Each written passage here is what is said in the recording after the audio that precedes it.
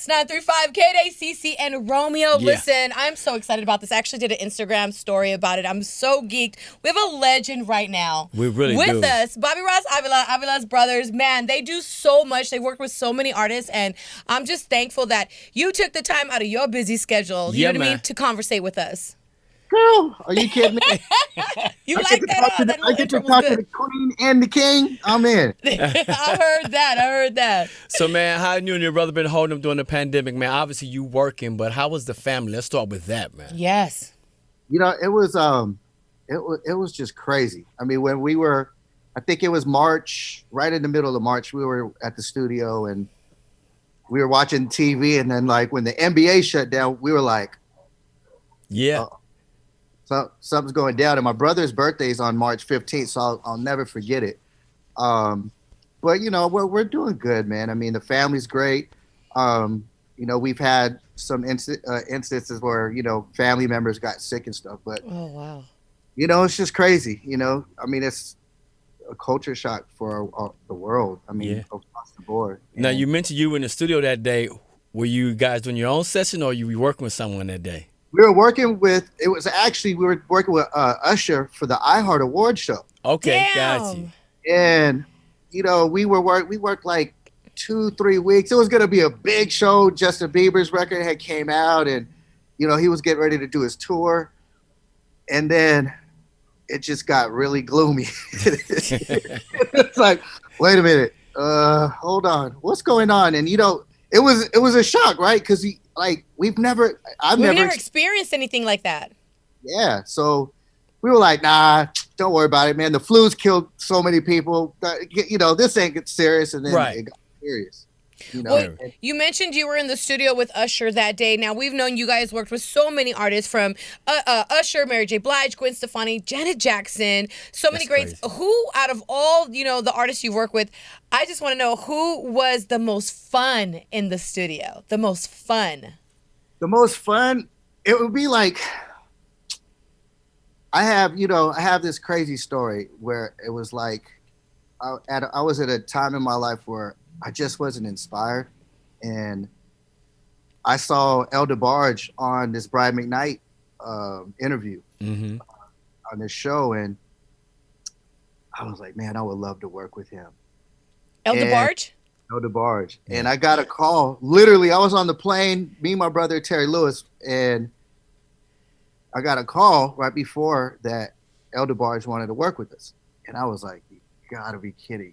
You gotta be kidding me. And working with him was just, it was amazing. And, you know, we got so close throughout our time that we spent together where, I mean, he stood at my crib for a while. And I mean, it was amazing. And I think with him, because I always got the, like, you remind me of El DeBarge, or you remind me of Prince, you know, so I always had that growing up. And it's like DeBarge. I remember listening to those records when I was a kid in my dad's car, you know. Yeah.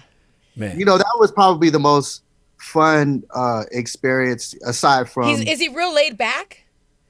he is, and he's just like this database of music information, and it's weird. We actually kind of play the same way, and Oh, that's we true. have a lot of similarities in so many ways. So it's like he would be looking at himself when he looked at me. I'd be doing the same thing back and forth, and it just was like, it was very you know, it was more spiritual than anything else, you know, from a gift to another gift. That's crazy, man.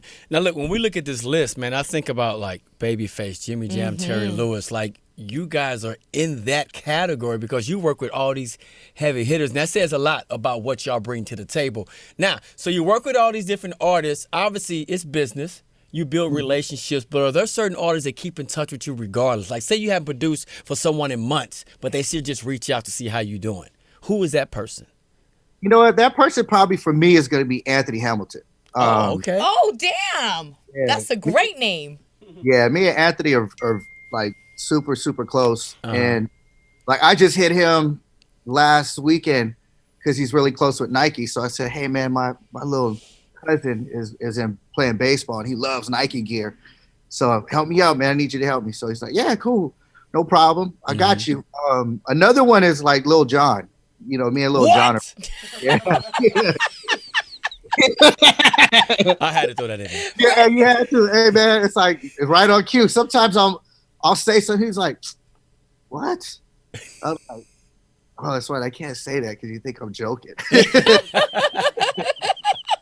But he's another one. Like he checks up on my family and see to see how I'm doing, and That's we dope. have a great relationship. Yeah. Now, because of COVID-19, and that you have been able to stay at home, and it's brought you more time with the family. My question is that has it allowed you some free time to I know you guys are in the studio and you're producers, but has it allowed you more time to be more productive in regards to being in the studio? Yeah, I mean, I think we kind of keep a decent balance on being normal, Okay.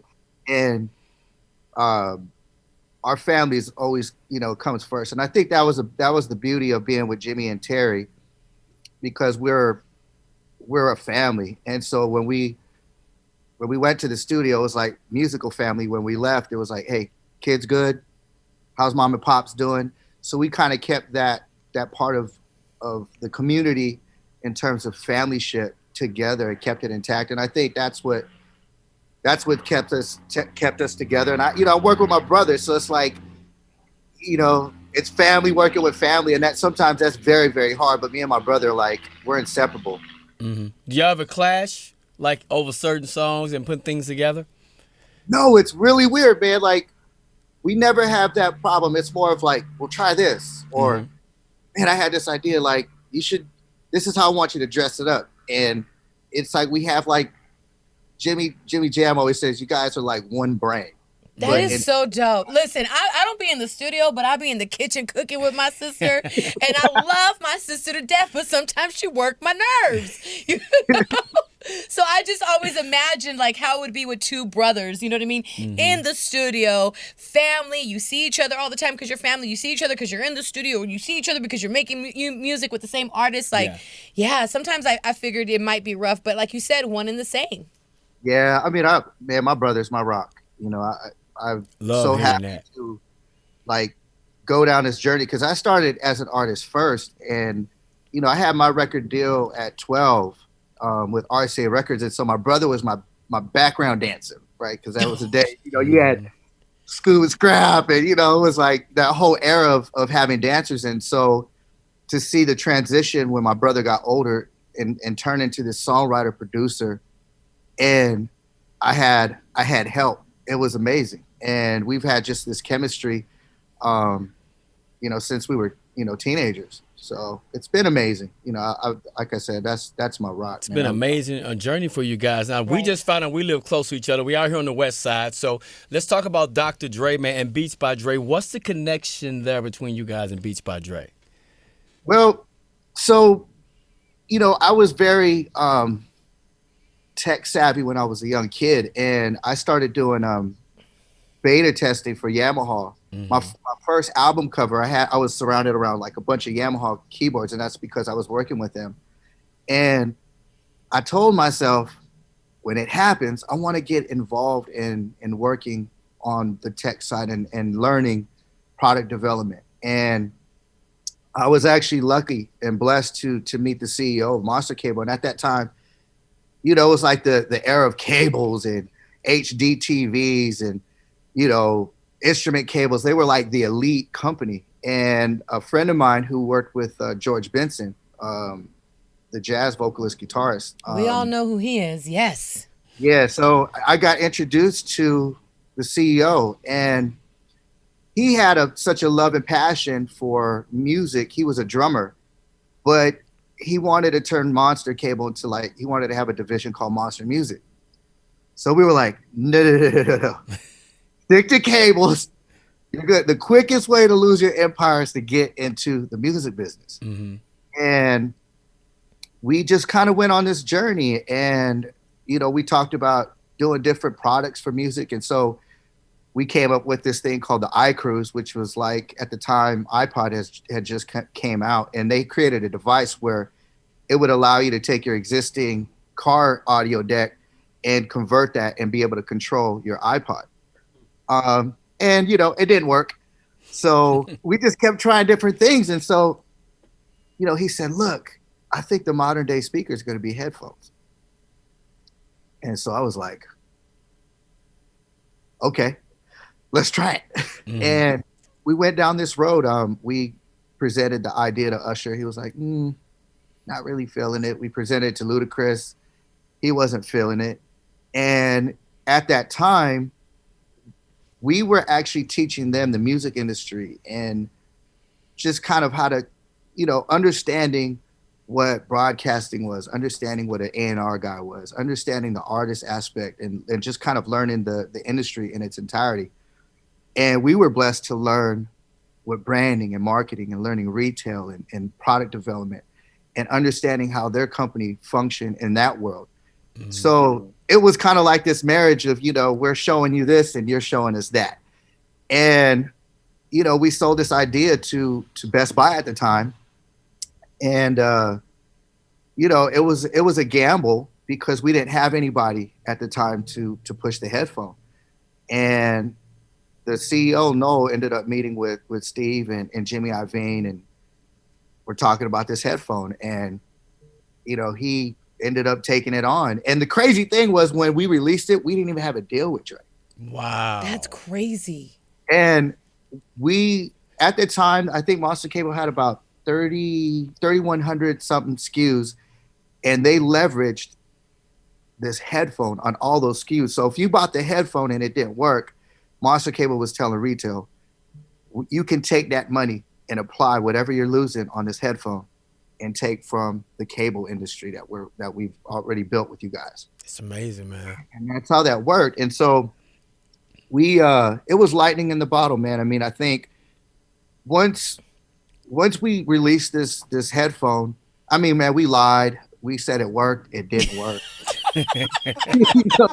So, I mean, the thing and it's crazy that you guys have no idea. I haven't heard from the CEO of Monster Cable's son in about maybe a month, and he just called me right now as we're talking. That's really crazy. Yeah. Spoke it back into existence. What we doing here? Yeah, I know, right? So, I think, we were able to develop so many relationships. And I mean, even Jimmy and Terry were like, I don't know. And this was at the height of, we had Usher's Confessions record out. We had Demita Joe. We were flowing on all cylinders. Mary J came right after that. So I was dividing my time flying from the IE over to San Francisco, that's where Monster Cable is based, and invested my time in learning the industry in its entirety. And so we developed so many different relationships along that way. And I'll never forget it. We had the Olympics and we customized headphones for all the basketball players. That's dope. When that happened, I was like, we hit the progressive. It's killing. And we knew we were going to get so many returns because the right ear, the glue, didn't hear. Right? I'm giving you game now. And wow. And the thing was, for me and my brother, I was the most nervous because I'm like, I don't want to put my name on this and it doesn't work. And this is our first thing that we're working on, and like we had so many great records. So crazy thing was Jimmy Iovine and Dre, none of them knew that we were involved because we kept kind of like behind the scenes. That's kind of been our MO. I like to, learning from Prince. It's like, let the music speak for itself. I don't have to talk about who I am or what I do. I just like let the work speak for itself. And so that's kind of the thought process with the headphone. So the real players actually knew who was behind that. And, to be honest with you, no disrespect to Dre, but a lot of them didn't have Dre, Interscope. Their involvement really was more on the marketing side to help promote it on 10. But, all the toolings and all the audio really kind of came from us. Interesting. Great story. I love that because I never knew that at all. Yeah.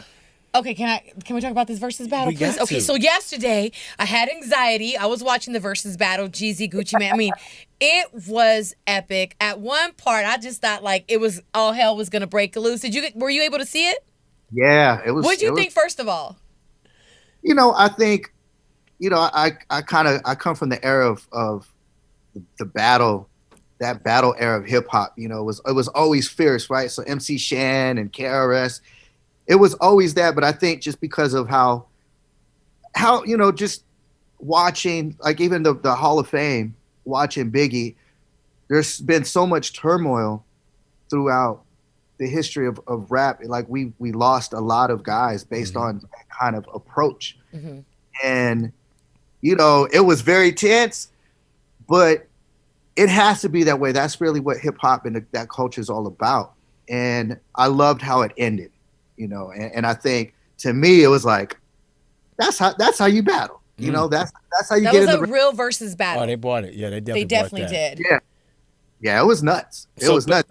But based on your catalog, if you did a versus battle, who would you like to go up against? Based on your catalog and the artists you work with, what would be a good matchup? A good matchup for us, man. It's tougher, man, because y'all got a lot of heavy hitters. Yeah. Yeah, and I think too. I mean, it's like, we had in that era for us, it was the guys Dre and Vidal. Dre and Vidal had did, like, Butterflies and Caught Up, but we had like this like friendly competition. They were from Philly, and we were from the West Coast, and when I went to Philly, man, Philly's a tough place in music because you got such a long history with Gamble and Huff and McFadden and Whitehead. Yeah, you have so much history that, man, who's this Mexican dude coming over here with his guys and this and that? And so it was like, all right, well, let's see what you got. Let's go toe to toe. And we ultimately became friends because they came into Minneapolis while we were working with Janet.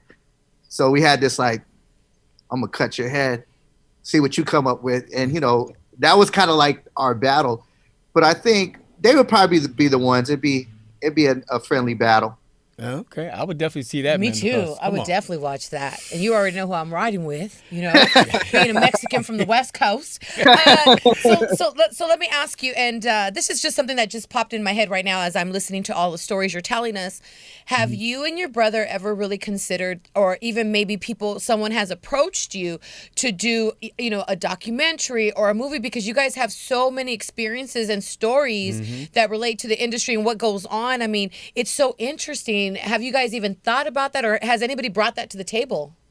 Yeah, I mean, there's been quite a few people that have approached us, and I think it's really, I've actually have attempted to do we've shot so much stuff that the journey if with us, it's just always taken such a gradual twist and turn and the detour. So when you think it's like, okay, cool, this will be great, next thing you know, it's like, oh, what? Okay, we're doing 1500 Sound Academy now. Okay, ooh, that's another part of the story and the journey. I think now for us, the most important thing is really the message of music for us is just so powerful, because music has brought so many strangers into our lives that became family. Yeah, and it's just the power of music and what music's able to do. And for us being Mexican American, we don't have those heroes. We don't have too many guys we can look at and go, that's why I look at what you do, and it amazes me, and I pay attention to it because, think of all the Latina girls and women who need that. We didn't really have that. My heroes, thank God I ended up working with them, but my heroes were like, Prince and Jammin' Lewis and L.A. and Face and Pete Q Harris and Keith Shock Lee and Hank Shock Lee.